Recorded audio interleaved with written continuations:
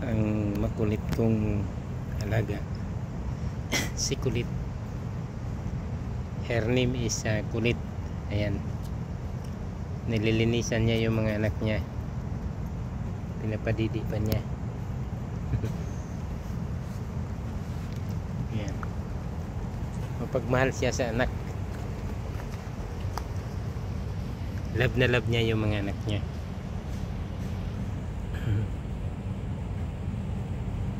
Ganun siya magmahal sa anak.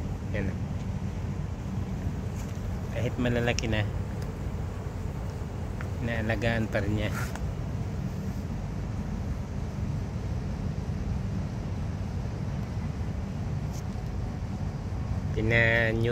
Neutered ba yan? Neutered. Pinakapon na namin yan sa veterinary.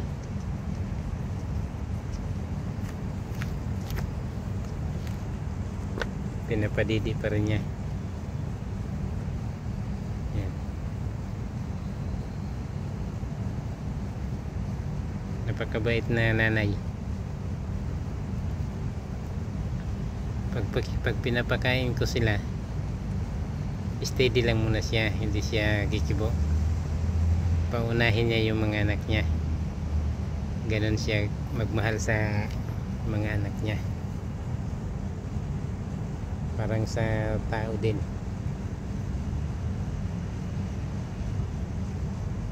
Pero may mga ibang nanay na iniiwanan yung anak, pinamimigay.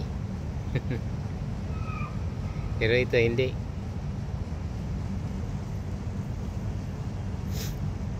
Pag may lumapit sa kanya na kapwa niyang pusa, siya yung haharap, siya yung aawayin niya. Pero maliit lang siya. Ang una niyang anak, 4, malalaki na. After 4 months, nanganak ulit. 4 ulit.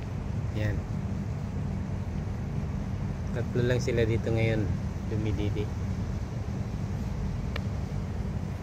Ang isa, gumala siguro. Naghahanap ng daga. Ayan.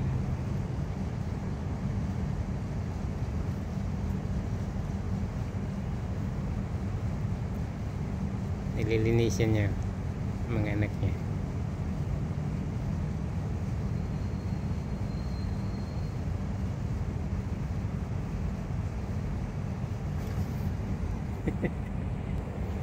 Huwag mo na padidiin, malalaki na eh. Kulit.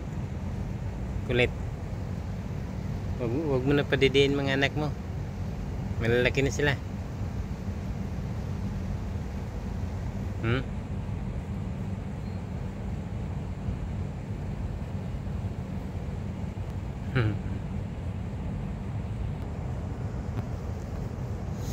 Napulot lang ito sa tabi ng basurahan itong nanay. Napulot nung pamangkin ko. Sanggol pa, inalagaan niya. Ganun pala siya ka mapagmahal sa anak. Yan. Habang dinididian, patutoy siya. Siniservisan pa niya, linis-linis. Ayan. Inihilamusan niya.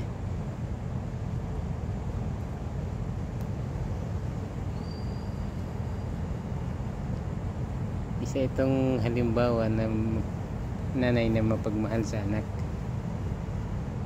Pero ang anak ay walang pakialam sa nanay minsan. Hindi naman lahat.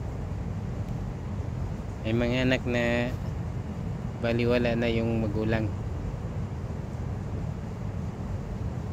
May kasabihan, itong ang anak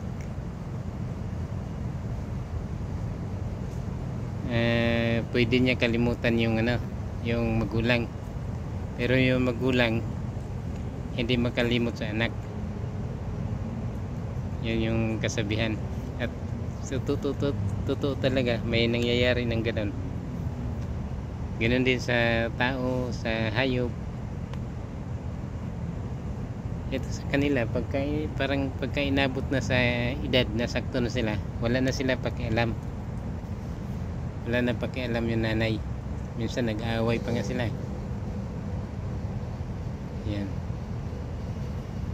Kung parehas na sila mga malalaki na, matatanda na.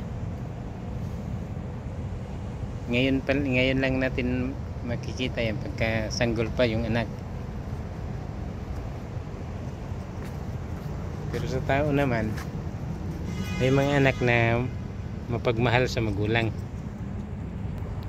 May mga magulang naman, may mga nanay, pagka natatanda na yung mga anak, pabayaan din lang niya. Reverse lang. Pero ito si Kulit, talaga mabait ito. Yan.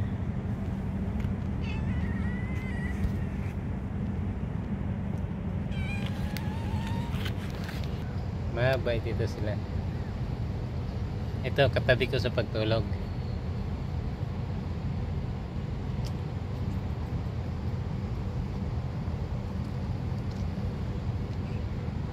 Yan. Ang pusa pagka ganito mga street cat, mga stray ba yan? Stray cat. Pag sanggol pa lang, dapat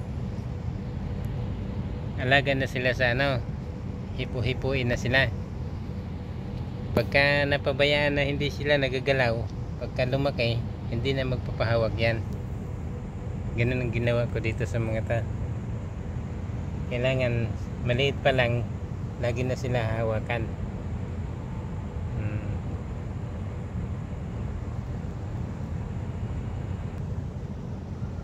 Yan. Pahinga na kasi busog na eh. Yan, inom ng tubig yung nanay. Hanap energy. Okay guys, sa susunod po muli. Maraming salamat po. Please like and share at saka subscribe na rin po. Thank you. Maraming salamat.